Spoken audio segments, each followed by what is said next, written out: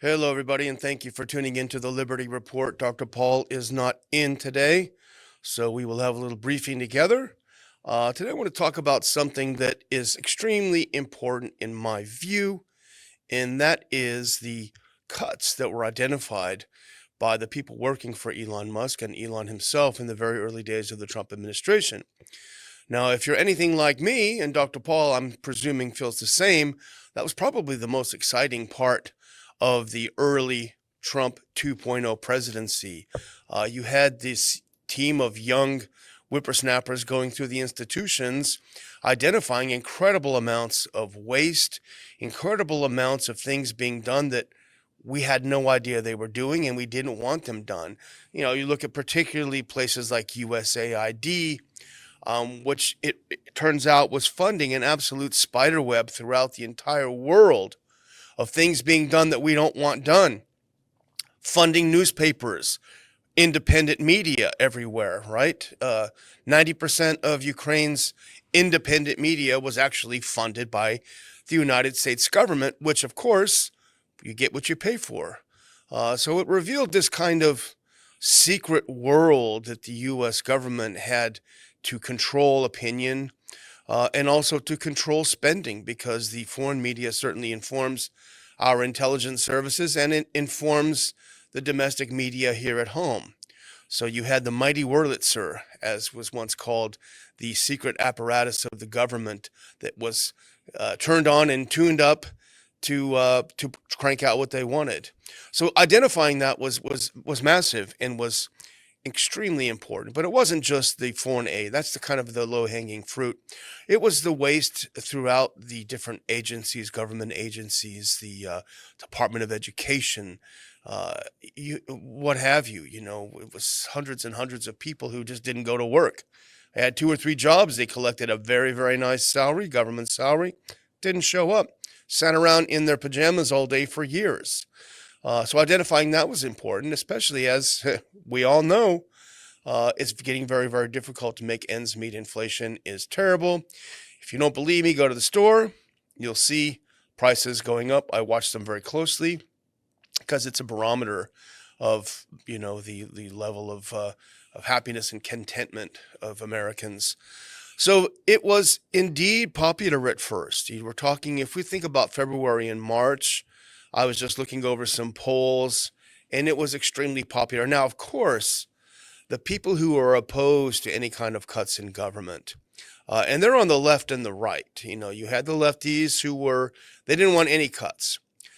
They were afraid that the cuts were only going to benefit the rich, whereas in reality, certainly in my opinion, if you can identify abuse, for example, in Social Security, and this is Social Security system, if you can identify abuse and you can shore up that agency, well, then you can preserve it for the future. Nevertheless, you have that side, those constituencies who are not happy with it, but you, of course, had the hawks and the deep state, because they use things like USAID. They use our massive military budget to control the world, or attempt to control the world overseas. So they didn't want it happening. And what do they do best, particularly the left, I have to say, with the media in tow, is to demonize. They didn't want to go and have a debate about Musk. They didn't want to have a debate about whether we should be funding people that are 400 years old getting Social Security. No, it was Musk. It was all about the person. He's a weirdo. We don't like him. Let's demonize him. And so you did see the numbers going down after they started demonizing Elon Musk, which is a real shame, and it wasn't deserved. But nevertheless, those cuts were identified, serious cuts were identified at first. But the problem is, and we've discussed it on the show, as you know very well, when Congress appropriates money to be spent by the executive branch, that money's just sitting there in a bubble, just sitting there. It has to be spent. You can't just go back, and the president can't refuse to spend it. It's more complicated than that, but essentially he can't just refuse to spend it. So what do you do? What do you do with this money? What do you do with you signed off on closing down the Department of Education? What about all the money that's been appropriated? Well, as we've also mentioned on the show, you have to do a rescissions bill. You have to do proactively in Congress. You have to cut that money after it's been appropriated and send it back to the Treasury or to the ether or wherever it goes. And that's what's so important. That's why you saw Thomas Massie, Senator Rand Paul, and many others saying, look, these cuts are great, but they've got to be put in legislation. Otherwise, it's a chimera. It's just blowing through the breeze, blowing through the air. And the last thing that the deep state, or whatever you want to call it, the last thing they want is for this to be codified into law, because they can just kind of blow smoke around and confuse everyone and keep doing what they're doing. So that brings us to this week. I think this is the week that Speaker Johnson announced a 4-day break. He's going to cut votes early this week, and everyone's going to go home back to their constituencies and whatever they do when they're at home. Thomas Massie, last night fired off something that was kind of flew in under the radar. Massie, in my opinion and my experience, is not a person who flies off the handle without having information to back up what he says. But he said something very interesting last night. Now, I'll put up that first clip, and I'll show you what he did. He went to X, and he said, "This wasn't widely covered in the news, so I will tell you. Congress was scheduled to vote on rescissions this week to cut the waste that DOGE found, but the votes were quietly canceled. USAID and other programs like PBS and NPR were to be targeted." So apparently they had identified some of these things and they were going to actually cut. And according to Thomas Massie, they decided to not do that. Now, he took to Grok, the AI component of X, and he asked Grok a question about this, and Grok churned out a few bits of info. I'll go to the next one. This is interesting, and it's also revealing, even though it's Grok, which seems pretty accurate, and it does cite the sources there. You see that little P on the bottom, that's Politico. So Grok says, in early 2025, House Republican leaders tentatively plan to vote on a rescissions package proposed by President Donald Trump during the week of May 5th, 2025. That is this week. The package, expected to be sent to Congress in April 25, aimed to cancel $9.3 billion in previously approved funding. So that's the point. Previously approved, previously appropriated funding. It was to cut that, primarily targeting foreign aid programs, the State Department, and the public broadcasting entities like PBS and NPR. And certainly those first two are pretty popular. I mean, Americans don't like foreign aid. They just don't. PBS and NPR is a little bit more divisive. I think the left tends to like it. The right tends to hate it. Nevertheless, keep that up if you will, please. The rescissions process, governed by the Impound Control Act of 74, that was a whole Nixon thing, allows the president to propose canceling appropriated funds, which Congress must approve within 45 days of continuous session via a simple majority vote in both chambers. This fast-track procedure was seen as a way to formalize spending cuts, particularly those pushed by the Trump administration's Department of Government Efficiency led by Musk. So the initiative, I don't want to get too far in the weeds, but it's important here, I think. So the initiative comes from the president, and it goes to Congress, and they have this time to make these cuts, to vote on these cuts. Now go to the next one after this. So Grok continues on, why didn't it happen? What happened? And this is their analysis, and they cite their sources there on the bottom. Now you'll recognize some of this stuff here. Political opposition and lack of consensus. Now here we go. Once the smoke is cleared, once they have members have basked in the glory of, hugging Musk and being popular along with Musk, because on their own, guess what? They're not very popular. Once that clears, now it gets back to the business of making the sausage, and that means don't upset the apple cart. Okay, so here's what Grok says. The rescissions package faced significant resistance from both Democrats and moderate Republicans. Democrats argued that the executive branch was overstepping its authority by attempting to rescind funds appropriated by Congress. We've already talked about how they can fix that, viewing it as an infringement of the legislative branch power of the purse. Now, I highlighted this part. Moderate Republicans and defense hawks expressed concerns about cuts to foreign aid, particularly after the controversial shuttering of USAID, which had already strained international relations. I know, Grok, where are you getting this? But whatever. Additionally, some GOP senators were wary of publicly associating themselves with unpopular cuts. There you have it, especially after the 2018 recessions. that narrowly failed. They didn't want to be blamed if they failed. They didn't want to be associated with them if they became unpopular, which is certainly very possible given the media's coverage of it. And definitely the military hawks, the people who maintaining the global empire, did not want any of these cuts to foreign aid or USAID. Now, the problem is when you've retained that funding for USAID and it continues to function as an entity within the State Department, they can continue to do things. Now, Marco Rubio, everyone watching this show knows, is no angel. He may be behaving himself a little bit right now when he's working for Trump, but in his heart, he's a neocon, and he's always supported the global American empire. And so he's got that money just banging around, and he's got people around him thinking about what to do with it. It's like putting a big old cookie jar in front of your toddler. They're going to eat it. That's just how it works. So until you cut that money and say, nope, it's got to go back, it's vulnerable right there. And that's what's going to happen. It's going to be hidden and nobody's going to know. It actually may turn out to be worse than before because under USAID, there was some accountability because they did, at least for a while. I think they stopped doing it recently, but they did have to announce the different grants that they gave. So at least you know where the money was going. Now you won't have that. So go to the next one here on this rescission. The other problem is White House hesitation and strategic shifts. Again, this is what happens when the momentum slows. The momentum was there in March and April to get this done, but it slows. They wake up with a hangover, right? They were drunk on the excitement of cutting government because that's what Americans wanted and voted for. Well, they woke up with a hangover and they said, well, God, we don't want to do this. This is no fun. So here's what Grok says. Despite initial Republican enthusiasm for a rescissions package to legitimize DOGE spending cuts, the White House appeared unhurried to send their proposal to Congress. Now, that's because they lost interest in it, and that is exactly why people like Senator Paul and Thomas Massie and a few others, I think Marjorie Taylor Greene should be in that group, and probably a few others, were saying, don't stop. You got to get this through. Don't waver. And that's exactly what happened. And while they were wavering, guess what happened? The next part. Now go to the next one. This is when the backlash comes. They didn't strike when they should have. They didn't strike when the fire was hot. Public and legal backlash. The DOGE initiative led by Musk faced significant public and legal challenges, including lawsuits questioning the legality of freezing or cutting appropriated funds without congressional approval.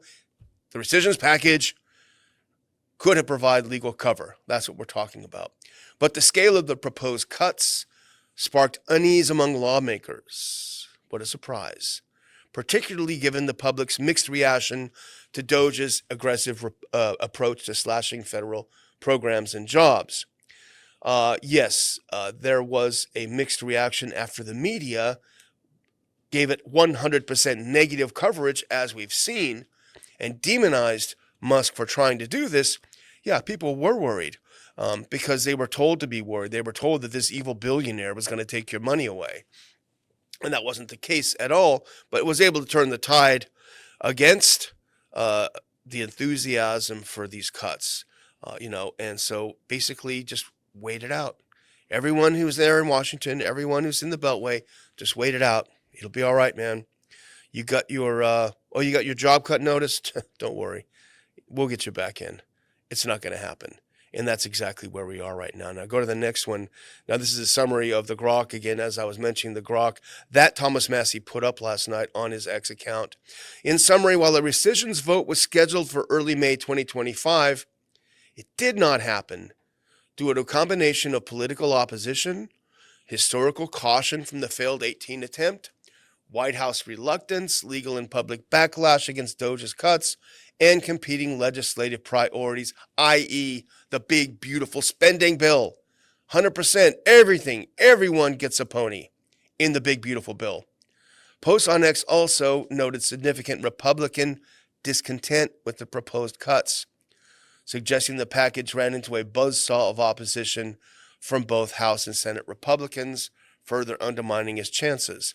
That's it, because that's the currency of D.C. is money. Money is being stolen from us. That's what keeps them alive. That's what flows through their veins. And when they lose money, they lose power. If you cut these agencies, they lose power. They lose patronage, right? So that's what happens. So anyway, that's what Massie claimed yesterday. I tend to believe him. He's never led me astray before.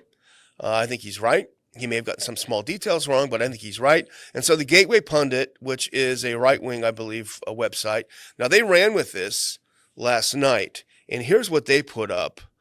And they got some pushback. Thomas Massie accuses Speaker Johnson of canceling rescission's vote that would have slashed $9.3 billion in wasteful spending. Johnson's office denies the allegations.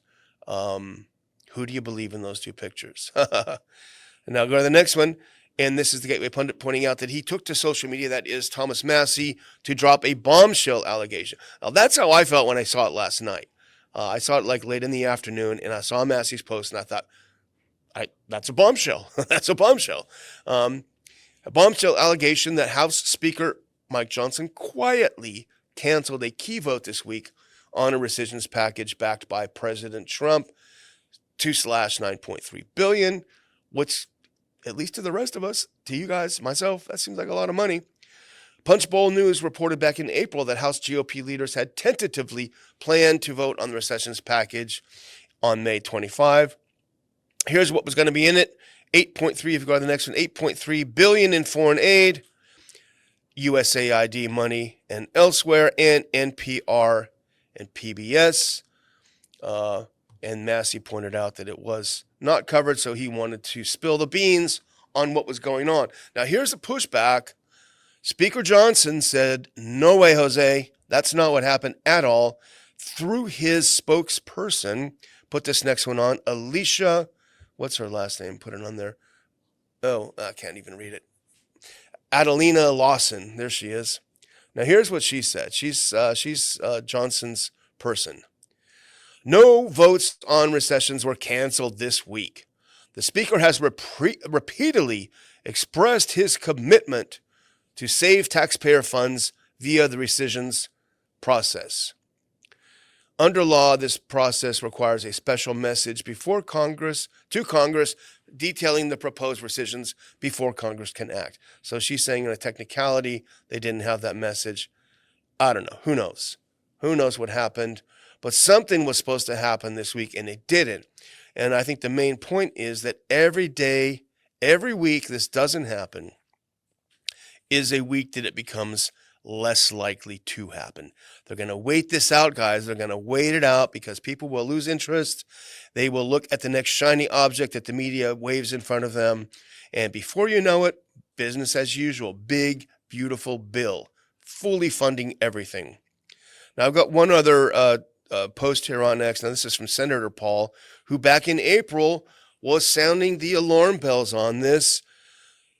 Senator Paul said on April 10th, I wholeheartedly support the cuts President Trump, Elon Musk, DOGE have put forward.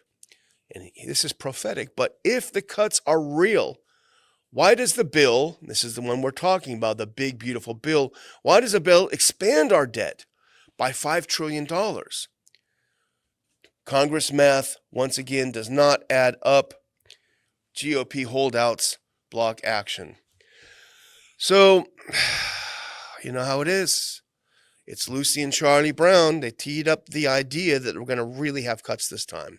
And people were enthused about it. They were happy about it. They did their work. They did their prep work. They demonstrated that the things that were going to be cut were things that we didn't really want anyway.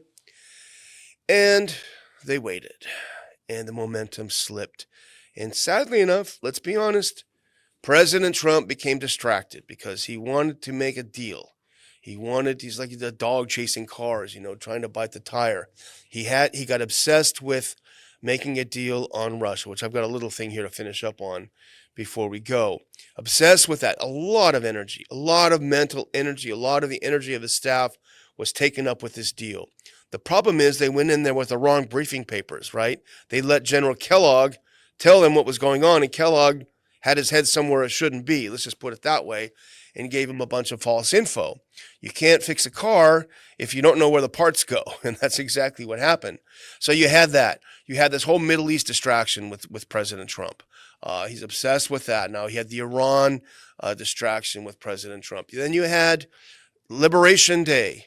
And then you had, oh my God, let's get rid of Liberation Day a few days later. So all the while these things are happening, the thing that we really want, the only thing that matters is making these cuts and reducing the size of government. It's the only thing. Everything else will follow. That's going by the wayside. That is the one thing that will not happen. So disappointing. I guess we can continue pushing for it. Not be distracted by shiny objects that they're going to throw in front of us. Not be tempted to allow them to demonize people like Elon Musk for whatever faults he may have. He put in a lot of his own time into this and done a great service. So anyway, I'm going to finish up by doing a couple things on a Politico piece. J.D. Vance, who I think has pretty good instincts when it comes to foreign policy. And I also think he wasn't buying General Kellogg's BS on the Russia-Ukraine war. He nevertheless was speaking at the Munich Security Conference yesterday, I think it was. And he's kind of serving up a kind of a dog's breakfast on this whole Ukraine-Russia thing. They've been expressing frustration that Russia is not biting on the deals they keep offering. They keep offering the same deal. Here's the Kellogg plan. You want it? No. Here, have it again. You want it? No. Here, there's the Kellogg plan. Do you want it? No. This is what's happening. And if you put on that next clip, here's Vance, here's Politico reporting. Vance says Russia is asking for too much to end the war with Ukraine. Now, the presumption in this headline, if you just leave it up, the presumption in this is that Russia is desperate to end the war. But as even J.D. Vance, as even the New York Times, as even the mainstream media report, Russia is winning the war. It's pretty basic logic that when you're winning the war, you're not necessarily desperate to end it or certainly to freeze the conflict. That's Kellogg's big thing, freezing the conflict. Why would you freeze the conflict if you're winning the conflict? It makes no sense. So this whole sort of J.D. Vance being sucked into this is a real disappointment. I don't know what he's being told. He's got to know better than this. Now go to the next one. Here's what he's saying. This is what he said in Munich at the conference. Vice President J.D. Vance said Wednesday that Russia is, quote, asking for too much to end its war with Ukraine, underscoring new frustrations in the Trump White House over efforts to court Moscow on peace talks. Speaking to the Munich leaders meeting in Washington, he said, maybe it was in Washington, whatever. He said that the U.S. is focusing on a long-term settlement since Russia rejected the U.S. call for a 30-day ceasefire. Duh. I mean, are you surprised? So Moscow said that sort of temporary pause, it's not on its strategic interest because it would allow Ukraine to regroup. I would add to that, been there, done that. We had Minsk 1 and Minsk 2. Every time there was a pause, the U.S. and its allies ran to give them more weapons and start the war. Why would they want to do that? Shoot themselves in the foot. Now go to the next one, which is the last one, and we'll get out of here, is Vance stressed that Russia is likely to have to make concessions. Oh, really? You're going to tell them that? Go ahead. The latest sign that Trump administration is willing to get more aggressive with Russian President Putin. The Russians are asking for a certain set of requirements, a certain set of concessions in order to end the conflict. We think they're asking for too much. Well, send them a letter and tell them that and see how that works. The point is that the conflict, from the very beginning when this conflict started, Russia was very specific with what its goals were. And that was the demilitarization, the denazification of Ukraine, and an end to the security threat posed to Russia by NATO on its doorstep, meaning no NATO ever for Ukraine. This has been their position consistently. They've now fought for over 3 years to take back the territory that people who live there voted to rejoin Russia because they're mostly Russians. They've been fighting for this. They've been fighting for these objectives from the very beginning, and they haven't wavered. So basically, the U.S. is talking to itself. It's pretending that it knows what's happening in Russia, and it's not, and it just doesn't work that way. And the other thing that's important, and we've said it before, I think, I've certainly written about it, is this whole notion that the U.S. is acting as if it's a mediator in a conflict between Ukraine and Russia, when in fact it's one of the co-belligerents. It is a proxy war. The United States is firing its missiles. It's providing targeting, it's providing intelligence, it's providing weapons, it's training Ukraine. It's the United States that's at war with Russia, using Ukraine as its proxy. So you can't pretend that you're a mediator. You can't pretend that you are a referee in boxing when in fact you've got gloves on yourself and you're punching the other guy too. It doesn't work that way. And it's very shocking to me that nobody in Washington, or certainly in this administration, seems to understand that point. And until they do, they're going to keep delivering these things to Putin until he just says, stop coming. Woodcock, hey, I enjoy spending time with you. You're a smart guy, but you keep bringing me this same, bowl of dog's breakfast. I don't want to have it anymore. Don't come back, come back with something different. It's going to keep going until they understand this problem. So until they do, we're not going to resolve it. The best thing that would happen, in my opinion, and I've written about it, is for the U.S. to become frustrated. Stay out of it. Leave. Stop supplying weapons. Get out of it, and it will be over sooner than you think. So anyway, a couple of thoughts for today. I appreciate everyone who tuned in today. Without Dr. Paul, his words of wisdom, you got stuck with me, but I really appreciate you tuning in, and I hope you come back to the Liberty Report soon.